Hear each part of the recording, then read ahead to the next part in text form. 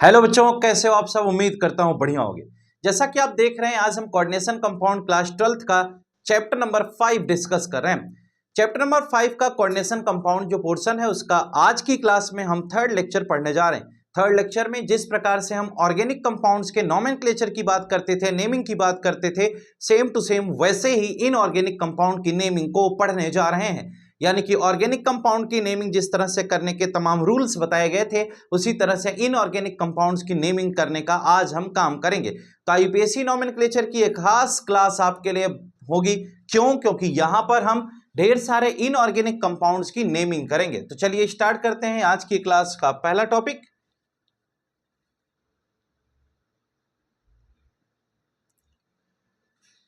देखिए, सबसे पहला टॉपिक ये है बेटा कि terms related to coordination compound. यानी कि कोऑर्डिनेशन कंपाउंड, ये जो हमारा चैप्टर चल रहा है, इससे रिलेटेड कुछ टर्म्स की बात करेंगे। कुछ टर्म्स का मतलब कि इस चैप्टर से रिलेटेड, यानी कि जो आईयूपीएसी नोमेनक्लेचर है उससे रिलेटेड कुछ टर्म्स के बारे में हम लोग डिस्कस करने जा रहे हैं। यानी कि आईयूपीएसी नेमिंग में कौन कौन सी चीजों की जरूरत होगी। जैसे याद करो तो कार्बन की नेमिंग करते थे मेथ, एथ, प्रोप, वैसे ही हमें इस नोमेनक्लेचर के लिए क्या रिक्वायरमेंट है इस पर हम बातचीत करेंगे। तो सबसे पहला पोर्शन आया कोऑर्डिनेशन एंटिटी। ये आपको दिया गया कोऑर्डिनेशन एंटिटी क्या होती है, जरा गौर से सुनिएगा बेटा। आपको पता है कि ये इस तरह से हम डिब्बा बनाते थे, स्क्वायर ब्रैकेट। सपोज करिए K4 आपको दे दिया जाए और ये हम ले लें Fe और ये हम दे दें Cn का होल 6। ठीक है, अगर हम कहते हैं K4 FeCN का होल 6 अगर ये दिया जाए तो ये जो FeCN का होल 6 है, ये वाला, इसी को हम कोऑर्डिनेशन एंटिटी कहते हैं। यानी कि ये जो पोर्शन आया इसको हम क्या कहते हैं, कोऑर्डिनेशन एंटिटी। अब ध्यान ये देना है कि क्या इसमें स्क्वायर ब्रैकेट कंसीडर होगा या नहीं। नहीं, स्क्वायर ब्रैकेट के अंदर जो लिखा गया है वह कोऑर्डिनेशन एंटिटी है। कोऑर्डिनेशन एंटिटी सेंट्रल एटम और लिगेंड्स को एक्सप्रेस करता है। और ये जो स्क्वायर ब्रैकेट अगर लगा लेंगे तो कोऑर्डिनेशन स्फीयर हो जाएगा। तो ध्यान रखिएगा, इस स्क्वायर ब्रैकेट के अंदर जो चीजें लिखी गई हैं जिसमें सेंट्रल एटम और लिगेंड्स हैं, तो उसे हम कोऑर्डिनेशन एंटिटी कहते हैं। दूसरा नंबर है सेंट्रल एटम।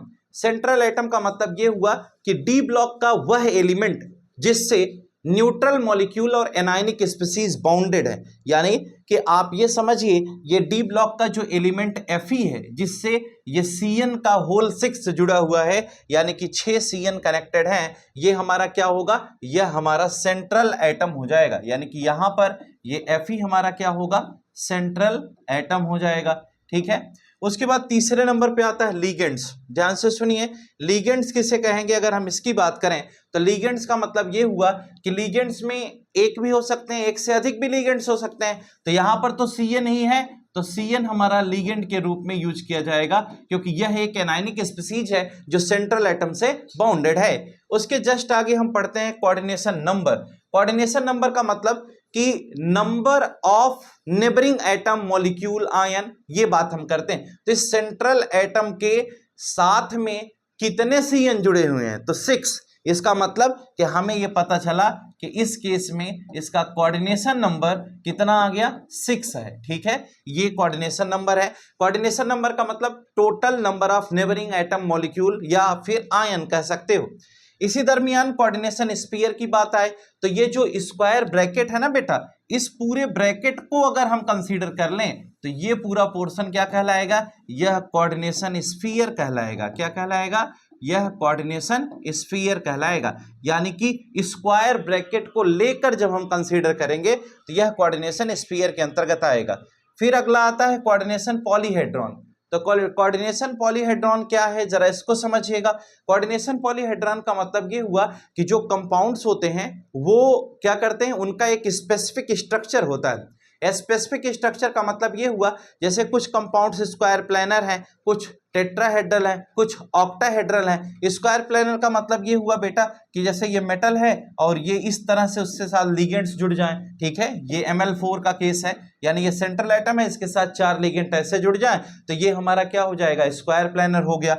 अगर ये मेटल है, इसके साथ हम इस तरह से क्या करें, लिगेंड्स को जोड़ दें तो ये हमारा ऑक्टाहेड्रल कंडीशन हो जाएगी। तो कुल मिलाकर ये कोऑर्डिनेशन नंबर 4 की बात है, ये कोऑर्डिनेशन नंबर 6 की बात है। एक में स्क्वायर प्लानर बनेगा, एक में ऑक्टाहेड्रल बनेगा। ये हमारी ऊपर की कहानी हो गई। अगला नंबर है ऑक्सीडेशन नंबर, कि हम किसी का ऑक्सीडेशन नंबर कैलकुलेट कैसे करते हैं, इस पर अभी थोड़ी देर में हम बात कर रहे हैं। अगला है होमोलेप्टिक और हेट्रोलेप्टिक कॉम्प्लेक्स। तो जरा गौर से सुनिएगा। सपोज करिए अगर हमें किसी का ऑक्सीडेशन नंबर निकालना हो तो हम क्या करेंगे, यानी कि ऑक्सीडेशन नंबर निकालने का क्या तरीका होगा, जरा इस पर विचार कर लेते हैं। अगर हमें किसी का भी ऑक्सीडेशन नंबर निकालना है तो कैसे निकालेंगे, ये देखिए। जैसे मान लीजिए यही क्वेश्चन जो हमारे पास दिया जा रहा है, इसमें हमें Fe का ऑक्सीडेशन नंबर निकालना है। तो 4 × 1 plus x plus 6 × -1 is equal to 0। ठीक है, ये करेंगे तो 4 plus x minus 6 is equal to 0। तो x की वैल्यू कितनी आ गई, 2। ये ऑक्सीडेशन नंबर निकालने का तरीका हो गया। और किसका निकाला, Fe का। ठीक है, और अब ऐसी सिचुएशन में जैसे एक और क्वेश्चन दे दें कि अगर मान लीजिए ऐसा कहीं आ जाए CONH3 का होल 5 Cl और ये हमारा Cl2 हो जाए, इसका कोऑर्डिनेशन नंबर निकालना है। तो ये x प्लस 5 × 0, क्योंकि बेटा NH3 हमारा 0 होगा क्योंकि उस पर आयन नहीं है, और ये -1 क्योंकि वो न्यूट्रल है, प्लस 2 × -1 इज इक्वल टू 0। तो x की वैल्यू कितनी आ गई, 3 आ गई। इसका मतलब यहां पर कोबाल्ट का जो ऑक्सीडेशन नंबर है वो कितना आ रहा है, 3 आ रहा है। यहां पर आयरन का कितना है, 2 है। तो एक में 2 हो गया, एक में क्या हो गया, 3 हो गया। इस तरह से हम किसी का भी ऑक्सीडेशन नंबर निकाल सकते हैं। ये काउंटर आयन है, ये भी काउंटर आयन, यानी स्क्वायर ब्रैकेट के बाहर जिस चीज का हम यूज करते हैं, जिससे हम चीजों को क्या कर रहे हैं, कनेक्ट कर रहे हैं, या फिर जिससे आयोनिक कंडीशन को स्टेबलाइज करते हैं, वो हमारा क्या कहलाता है, वह काउंटर आयन कहलाता है। तो यहां तक बात आपको समझ में आ गई होगी। एक बात और है कि होमोलेप्टिक और हेट्रोलेप्टिक कॉम्प्लेक्स क्या होते हैं।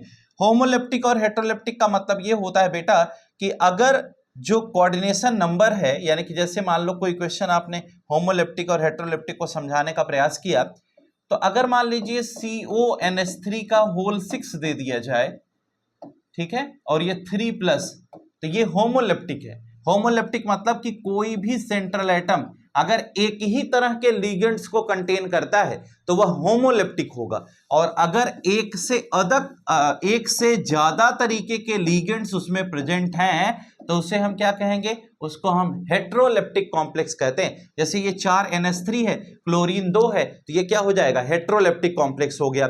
ये क्या है, होमोलेप्टिक कॉम्प्लेक्स है। अगर इसी के साथ बेटा COCN का होल 6 ले लें तो ये क्या हो जाएगा, ये हमारा, अब इस केस में क्या बनेगा, अगर हम इसको देखें तो ये हमारा क्या बन जाएगा, ये CN का कितना है, 6 है। ठीक है, तो ये -6 और उधर क्या है, +3। ठीक है, तो ये क्या बन जाएगा, ये भी हमारा होमोलेप्टिक कॉम्प्लेक्स है। होमोलेप्टिक का मतलब यहां पर जो साइनाइड है यानी CN है, जो साइनो ग्रुप है, as a ligand same type के लिगेंड है। लेकिन अगर इसी में हम इसको ऐसा समझ लें, CN का होल 4 Cl2 कर देते, और फिर अगर ऐसा यहां पर हम चार्ज लगा लेंगे तो ऐसी सिचुएशन आ जाएगी, तो ये क्या हो जाएगा, हेट्रोलेप्टिक कॉम्प्लेक्स हो जाएगा। यानी कि आपको ये ध्यान रखना है, एक तरह के अगर उसमें लिगेंड्स प्रेजेंट होंगे तो होमोलेप्टिक होगा, एक से ज्यादा तरह के लिगेंड्स होंगे तो वह हमारा हेट्रोलेप्टिक कॉम्प्लेक्स हो जाएगा। मुझे उम्मीद है कि आपको कोऑर्डिनेशन एंटिटी समझ में आई, एटम समझ में आया, लिगेंड्स, कोऑर्डिनेशन नंबर, उसके बाद coordination sphere, coordination polyhedron, oxidation number और होमोलेप्टिक और हेट्रोलेप्टिक कॉम्प्लेक्स समझ में आ गया होगा। अगर इतनी बात आपको क्लियर हो गई हो तो हम आगे की तरफ बढ़ेंगे, और आगे की तरफ बढ़ने के बाद हम ये पढ़ेंगे कि लिगेंड्स क्या होते हैं और क्लासिफिकेशन ऑफ लिगेंड्स, यानी ये 2 टॉपिक पर हमें बातचीत करनी है। यानी लिगेंड्स और क्लासिफिकेशन ऑफ लिगेंड हमारा सबसे मेन टॉपिक होगा यहाँ पर। तो जरा गौर से सुनिएगा, इस पर हम क्या विचार करते हैं, अब इसी पर बात करेंगे। बेटा जी बात ये हुई कि अगर लिगेंड्स के बारे में पढ़ रहे हैं तो हमें यह समझना होगा कि पहली चीज तो लिगेंड्स कहते किसे हैं, है ना। अगर हम इस पर बात करें कि लिगेंड्स कहते किसे हैं, तो हमें एक बात समझ में आई, ये वाली डेफिनेशन आप देख रहे हैं, the ions are molecules bound to the central atom in the coordination entity are called ligands. यानी कोऑर्डिनेशन एंटिटी हमने समझा दिया, कहा कि जो आयन है या जो सेंट्रल एटम है उनसे जो ग्रुप यानी कि जो एनायनिक स्पीसीज या जो न्यूट्रल मॉलिक्यूल बॉन्डेड हैं उसी को हम क्या कहते हैं, उसी को हम लिगेंड्स कहते हैं। उसके बाद कहा गया कि लिगेंड्स के अंतर्गत हम इसमें कई तरह की बातें करते हैं। जैसे पहली चीज तो ये आ गई कि they may be simple ion such as Cl minus, यानी ये जो लिगेंड्स हैं ये सिंपल आयन भी हो सकते हैं, जैसे Cl माइनस हो गया। स्मॉल मॉलिक्यूल्स हो सकते हैं जैसे H2O, NH3। लार्जर मॉलिक्यूल भी हो सकते हैं जैसे ये आपको दिए गए हैं, या प्रोटीन भी हो सकते हैं मैक्रो मॉलिक्यूल्स के रूप में। यानी कि जो लिगेंड्स हैं वो एनायन भी हो सकते हैं, स्मॉल मॉलिक्यूल्स भी हो सकते हैं, लार्जर मॉलिक्यूल्स भी हो सकते हैं। तो ये बात इनके अंतर्गत बताई गई कि ये क्या क्या हो सकते हैं। उसके बाद फिर आगे चलते हैं तो हमारे पास अगला टॉपिक है क्लासिफिकेशन ऑफ लिगेंड्स, यानी कि हाउ टू क्लासिफाई लिगेंड्स, यानी कि लिगेंड्स को हम क्लासिफाई कैसे करेंगे ये भी हमें समझना है। तो अगर हम क्लासिफिकेशन ऑफ लिगेंड्स की बात करते हैं तो जरा गौर से सुनिएगा कि हम लिगेंड्स को कैसे क्लासिफाई करेंगे। अब आप देख पा रहे होंगे यहां पर आपको लिगेंड्स के क्लासिफिकेशन में सबसे पहले यूनिडेंटेट है, डाइडेंटेट है, पॉलीडेंटेट है। यानी कि यहां पर जो लिगेंड्स को हम क्लासिफाई कर रहे हैं उसमें लिगेंड्स का क्लासिफिकेशन हमारे पास दिया गया है, एक यूनिडेंटेट है, एक डाइडेंटेट है, एक पॉलीडेंटेट है। ये तीन तरह के लिगेंड्स का क्लासिफिकेशन हमारे पास दिखाई दे रहा है। अब सबसे पहली बात ये समझना है कि यूनिडेंटेट होता क्या है ना। तो आपको बताना है कि यूनिडेंटेट क्या है। तो कहा गया when a ligand is bound to a metal ion through a single donor atom. ये सबसे पहली बात है, कहा गया कि through a single donor atom, यानी कि अगर कोई मेटल किसी लिगेंड से कनेक्टेड है लेकिन लिगेंड में जो एटम है उसमें एक डोनर एटम है, as with Cl minus H2O NH3, the ligands is said to be unidentate. जैसे Cl माइनस है, इसमें डोनर एटम Cl है, क्यों? क्योंकि Cl के पास लोन पेयर ऑफ इलेक्ट्रॉन है, नॉन बॉन्डेड इलेक्ट्रॉन पेयर है, तो Cl अपने इलेक्ट्रॉन पेयर को किसी को डोनेट कर सकता है। अच्छा, H2O के बाद ये जो O है ना H2O में, इसके पास भी लोन पेयर होता है तो ये भी डोनेट कर सकता है। और ये जो NH3 है इसके पास जो N है, इस N से यह भी इलेक्ट्रॉन को डोनेट कर सकता है। यानी कि H2O अपने O से डोनेट कर सकता है, NH3 अपने N से डोनेट कर सकता है, और Cl के पास तो लोन पेयर है ही। इसलिए अगर किसी में एक डोनर एटम हो, चाहे वो एनायनिक स्पीसीज हो, चाहे कोई न्यूट्रल मॉलिक्यूल ही क्यों ना हो, तो उसे हम यूनिडेंटेट के अंतर्गत पढ़ते हैं। दूसरे पॉइंट में हमें बताया गया कि can bind through two donor atom, यानी कि अगर उसमें दो डोनर एटम है, कोई ऐसा मॉलिक्यूल या एनायनिक स्पीसीज जिसमें दो डोनर एटम पाए जाएं, तो उसे हम बेटा क्या कहते हैं? उसे हम डाइडेंटेट के नाम से जानते हैं। जैसे एग्जांपल में इथेन 1,2 डाइअमीन, इसे लोग प्यार से ईएन भी कहते हैं। ये लिगेंड्स आपको ऐसे शॉर्ट में ईएन लिखा होगा। आप देखिए इसमें ये नाइट्रोजन के पास डोनर एटम है और इस नाइट्रोजन के पास भी ये भी एक डोनर एटम है, यानी कि दो नाइट्रोजन है और दोनों इलेक्ट्रॉन डोनेट कर सकते हैं, इसलिए इसे हम डाइडेंटेट लिगेंड कहते हैं। जैसे ऑक्सिलेट आयन है, तो ये ऑक्सिलेट आयन अगर हम स्ट्रक्चर बनाएं तो हमारे पास यहां पर भी ये ऐसे बनेगा। तो ये ऑक्सीजन भी डोनर है, ये भी डोनर है, तो इसलिए हम क्या कहेंगे? इसे डाइडेंटेट लिगेंड के अंतर्गत पढ़ सकते हैं। कहा यह गया कि अगर सेवरल डोनर एटम हो जाए, दो से ज्यादा डोनर एटम है, तो कहा यह गया कि atom present in a single ligand, कहा गया several donor atoms are present in a single ligand is known as polydentate. यानी कि सिंगल डोनर एटम होगा तो यूनिडेंटेट, एक से ज्यादा डोनर एटम होगा तो डाइडेंटेट, और अगर एक से ज्यादा है तो दो हैं तो डाइडेंटेट, और सेवरल दो से ज्यादा हो जाए तो उसे हम क्या कहेंगे? पॉलीडेंटेट लिगेंड कहेंगे। जैसे ये आपका एग्जांपल हो गया, ये पॉलीडेंटेट लिगेंड का है।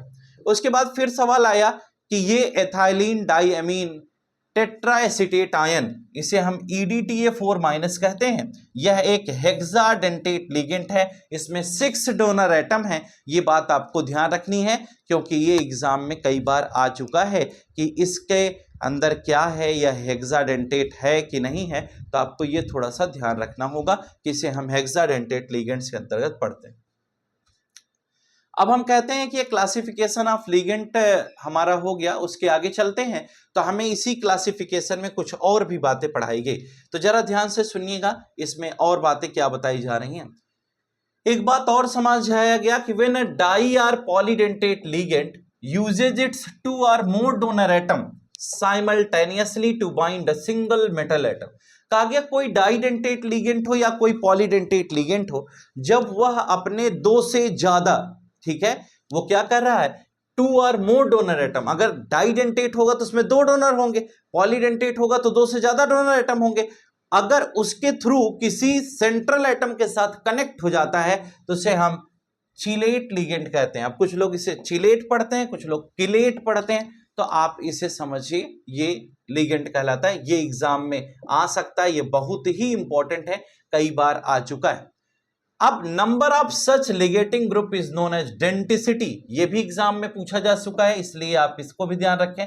डेंटिसिटी का मतलब है कि ऐसे लिगेटिंग ग्रुप को हम क्या कहते हैं, डेंटिसिटी कहते हैं। तो आप एक डेंटिसिटी भी ध्यान रखिए। उसके बाद फिर हम आगे चलते हैं। तो अगली बात यहां पर हमारे पास क्या आई, जरा गौर से सुनिएगा आगे, ये तो एग्जाम में पक्का ही आएगा। कहा गया ligands which have two different donor atom and either of two ligating groups in the complex is called ambidentate ligand। इसका मतलब यह है कि कोई एक ऐसा लिगेंड हो जिसमें एक ही लिगेंड में दो डोनर एटम हो, एक ही लिगेंड में दो डोनर एटम हो और दोनों सेंट्रल एटम से जुड़ सकते हो और जुड़ने के बाद अलग अलग नाम बनाते हो, तो उसे हम क्या कहते हैं, एम्बीडेंटेट लिगेंड कहते हैं। यानी has two different donor atom and either of the two ligates in the complex, यानी ऐसा कोई लिगेंड जिसके अंदर दो डिफरेंट डोनर एटम हो और उन दोनों डिफरेंट डोनर एटम से वह लिगेंड क्या होगा, सेंट्रल एटम से कनेक्ट हो सकता है, तो उसे हम क्या कहते हैं, उसे एम्बीडेंटेट लिगेंड कहते हैं। ऐसे एग्जांपल में NO2 माइनस है, SCN माइनस है, ठीक है। तो इसमें जरा ध्यान से सुनिएगा, जैसे ये NO2 है तो NO2 भी इसे लिख सकते हैं और दूसरा हम ONO भी लिख सकते हैं, ठीक है। तो ये दो कंडीशंस हैं, तो इसमें ये O से कनेक्ट होगा, इसमें N से कनेक्ट होगा, इसलिए इसे हम एम्बीडेंटेट कहते हैं। जैसे SCN माइनस है तो S से ये कनेक्ट होगा और आप इसे NCS माइनस भी लिख सकते हैं, तो यहां पर ये N से कनेक्ट होगा, तो इसका मतलब इसमें सल्फर भी कनेक्टिंग ग्रुप हो गया, कनेक्टिंग एटम हो गया, डोनर एटम, और इसमें नाइट्रोजन भी डोनर एटम हो गया। इसलिए बेटा इन दोनों को हम इस तरह से लिख सकते हैं और ये दोनों हमारे क्या कहलाएंगे, एम्बीडेंटेट लिगेंड कहलाएंगे, क्योंकि यह हमारा क्या होगा, थायोसाइनेटो, ये हमारा आइसोथायोसाइनेटो हो जाएगा। तो इस प्रकार से हम इसको क्या करते हैं, पढ़ते हैं। अब जैसे इसका नाम है, अगर N से कनेक्ट होगा तो इसे नाइट्राइटो N कहेंगे, अगर O से कनेक्ट होगा तो इसे नाइट्राइटो O कहेंगे, जब हम लिगेंड्स के रूप में इसे लिखते हैं। अब लिगेंड्स के नाम की बात कर लेते हैं, यानी कि कुछ लिगेंड्स के नाम हम आपको बोर्ड पर लिखा दे रहे हैं, जरा गौर से सुनिएगा। जैसे कुछ लिगेंड्स में अगर हम सबसे पहले NO2 माइनस की बात करें तो पहले हम लोग इसे क्या पढ़ते थे, नाइट्रो पढ़ते थे ना, अब इसे हम पढ़ते हैं नाइट्राइटो, लिगेंड्स के रूप में नाइट्राइटो N पढ़ते हैं, ठीक है। अगर यही ONO माइनस आ जाए तो हम इसे क्या पढ़ेंगे, इसको हम नाइट्राइटो O पढ़ेंगे, ठीक है। उसी तरह से आपके पास SCN माइनस था तो इसे हम क्या कहेंगे, इसको हम थायोसाइनेटो कहेंगे, ठीक है। और अगर इसे NCS माइनस कर दें तो ये हमारा आइसोथायोसाइनेटो हो जाएगा। अगर हम OH माइनस ले लें तो इसे हाइड्रोक्साइड पढ़ते थे, यहां हम हाइड्रोक्साइडो कहेंगे, ठीक है। अगर हम CO3 माइनस ले लें तो इसको हम वहां पर कार्बोनेट पढ़ते थे, यहां कार्बोनेटो हो जाएगा। अगर हम SO4 माइनस ले लें तो वहां हम इसको सल्फेट पढ़ते थे, यहां सल्फेटो हो जाएगा, ठीक है। इसी तरह से Cl माइनस को क्लोराइडो, ब्रोमाइडो, आयोडाइडो, नाइट्राइटो, तो इस तरह से हम क्या कर सकते हैं, इस तरह से हम किसी भी लिगेंड्स का नाम लिख सकते हैं, ठीक है। तो आपको लिगेंड्स का नाम याद तो करना ही पड़ेगा, और इसमें तरीकों में जैसे आप Cl माइनस ले लेंगे तो इसको हम क्या कहेंगे, क्लोराइडो कहेंगे, ठीक है। OH माइनस तो बता ही दिया, H2O है, यह एक न्यूट्रल लिगेंड है, इसको हम एक्वा कहते हैं, ठीक है। NH3 है, वैसे अमोनिया पढ़ते थे लेकिन ऐसे हम इसे एमीन पढ़ते हैं, ठीक है। तो आपको ये ध्यान रखना है, EN कहीं लिखा है तो इथेन 1,2 डाई एमीन है, ठीक है। अच्छा, अगर आप एक चीज और पढ़े हो कि अगर C2O4 -2 लिखा है तो इसको हम क्या कहते थे, ऑक्सलेट आयन, यहां हम ऑक्सलेटो कहेंगे। NO3 माइनस है तो वहां पर हम नाइट्रेट आयन कहते थे, यहां हम नाइट्रेटो कहेंगे। तो इस तरह से हम किसी का भी लिगेंड्स का नाम आसानी से लिख सकते हैं। और ये तो भाई याद करना पड़ेगा, आप चाहे जो भी हैं, क्योंकि बिना याद किए इससे गाड़ी आपकी नहीं चलने वाली है, ना ही आपको छुटकारा मिलेगा। तो चलिए हम आगे की तरफ बढ़ते हैं। लिगेंड्स नेम के बाद हमारे पास अगला तरीका आया IUPAC नोमेनक्लेचर। अब IUPAC नोमेनक्लेचर में हमें दो तरह की कंडीशंस मिलेंगी, दो तरह के कंपाउंड्स मिलेंगे नेमिंग करने के लिए बेटा। तो सबसे पहले कंपाउंड की बात हम करते हैं। जो सबसे पहले तरीके का कंपाउंड मिलेगा उस पर हम विचार कर लेते हैं। तो सबसे पहले तरीके का कंपाउंड क्या मिलेगा, जरा वो समझिएगा। सबसे पहले तरीके का कंपाउंड ऐसे मिलेगा, जैसे आपको ये दे दिया जाए CONH3 का होल 4th है, Cl2 है और ये Cl है। ऐसा कोई कंपाउंड हमें नेमिंग के लिए मिल जाए तो हम कैसे उसका नाम लिखेंगे। तो जरा देखो, ये हमारा सेंट्रल एटम है, ये लिगेंड है, न्यूट्रल मॉलिक्यूल है, ये एनायनिक है और ये काउंटर आयन है। अंदर वाली कोऑर्डिनेशन एंटिटी, बाहर से क्या है, कोऑर्डिनेशन स्फीयर।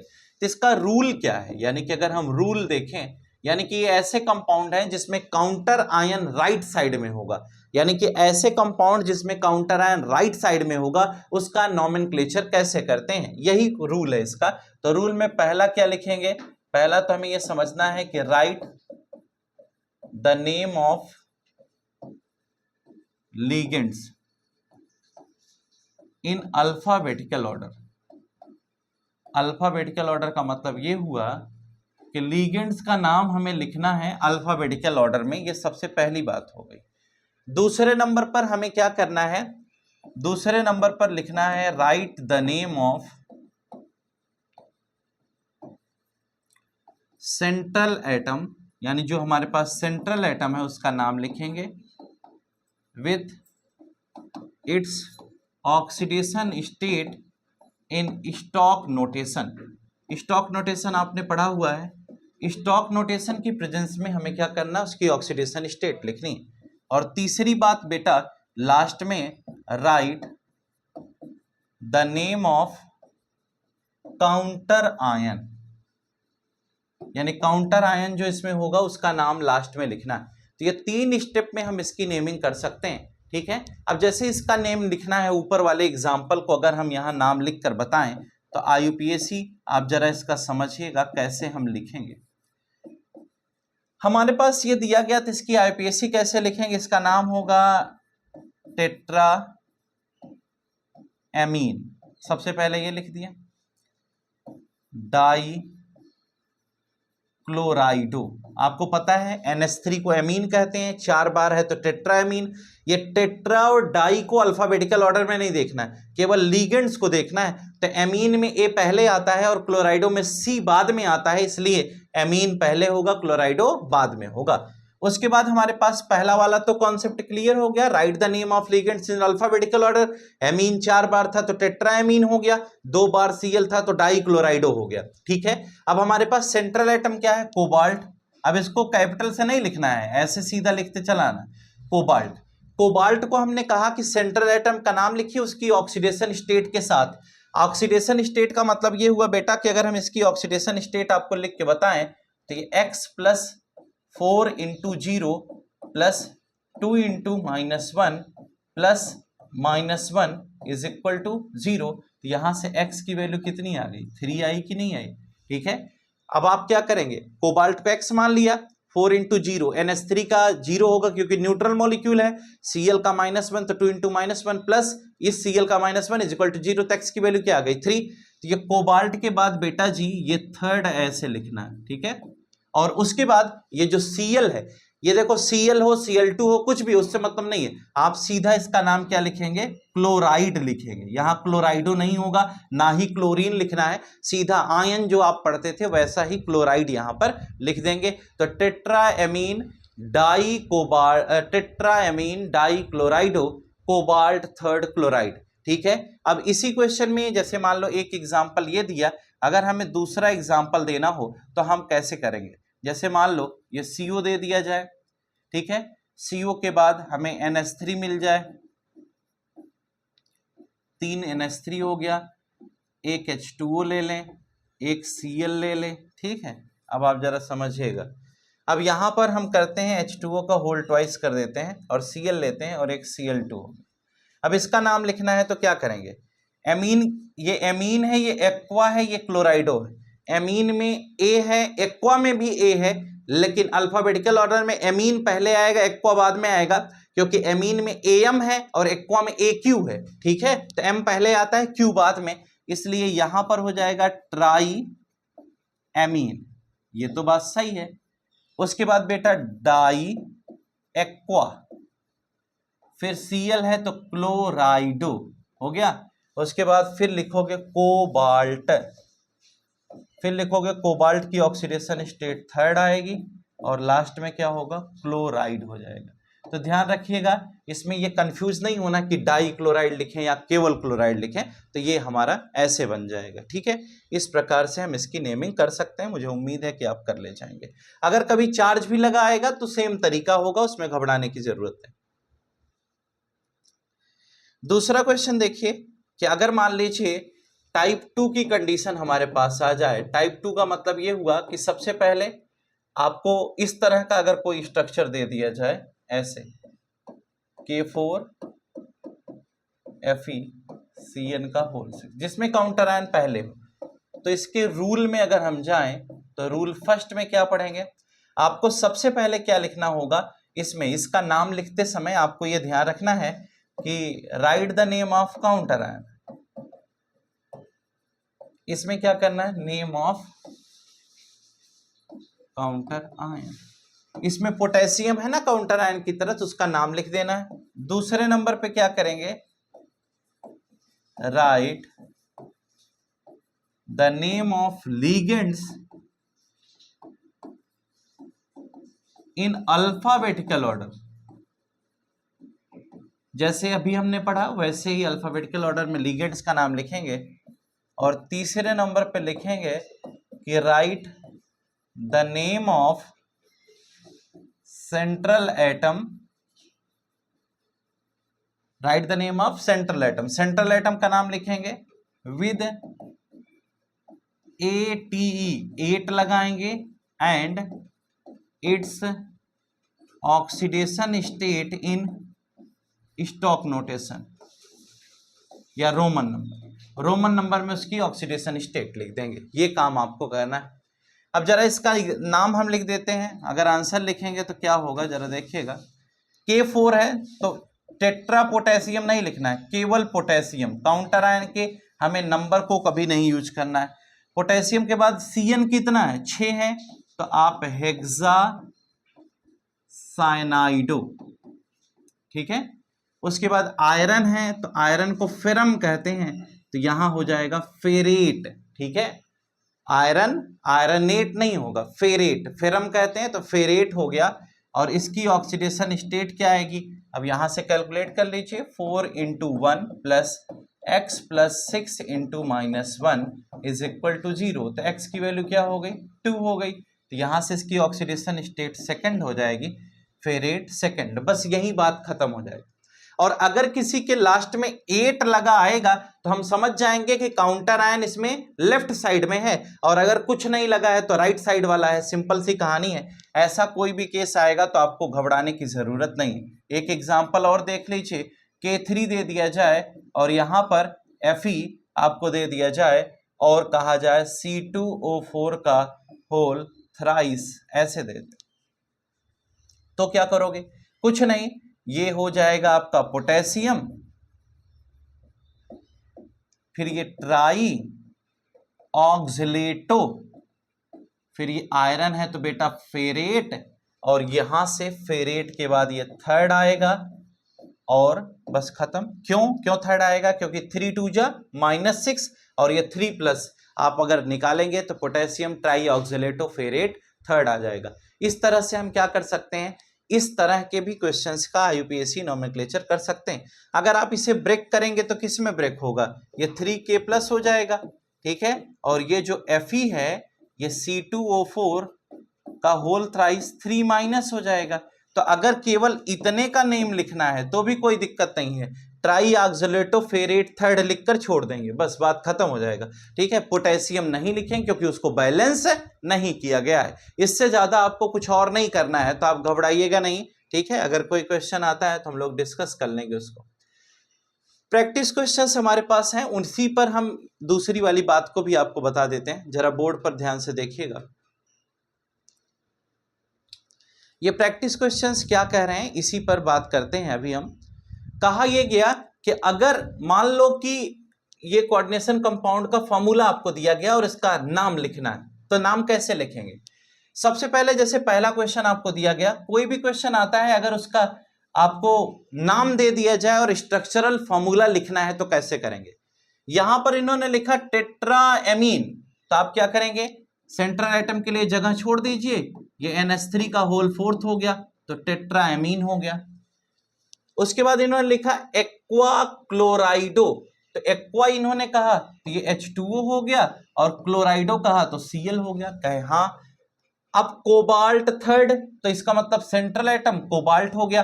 8 नहीं लगा है तो काउंटर आयन राइट साइड में जाएगा, तो ये कोबाल्ट थर्ड हो गया। अब क्लोराइड लिखना है, तो क्लोराइड लिखने के लिए कितना? अब यहां Cl तो लगाएंगे, ये पक्का है, लेकिन Cl 1 लगाएं कि 2 लगाएं कि 3 लगाएं, ये नहीं समझ पा रहे हैं, तभी इसको क्रॉस कर दिया। यहां से जरा देखो, x + 4 × 0 हो रहा है, +-1 इज इक्वल टू, अगर आप इसकी खोपड़ी पर कुछ नहीं लगाते, जैसे मान लो अगर इसके ऊपर आप कितना चार्ज लगाएंगे तो आएगा ये, अगर हम इसके ऊपर -1 ले लें, यानी कि ये जो कंडीशन है, यहां अगर 0 लोगे तो x की वैल्यू कितनी आ रही है? 2 आ रही है। तो इसका मतलब हमें क्या चाहिए? x की वैल्यू 3 चाहिए ना, तो 3 चाहिए, तो इसके लिए हमें क्या करना होगा? इस 0 की जगह पर हमें यहां -1 लेना पड़ेगा। इसका मतलब यहां पर क्या होगा? 0 की जगह पर +1 लेना पड़ेगा, तभी तो ये +2 उधर, -2 उधर जाएगा, +2 और +1 कितना हो जाएगा? +3।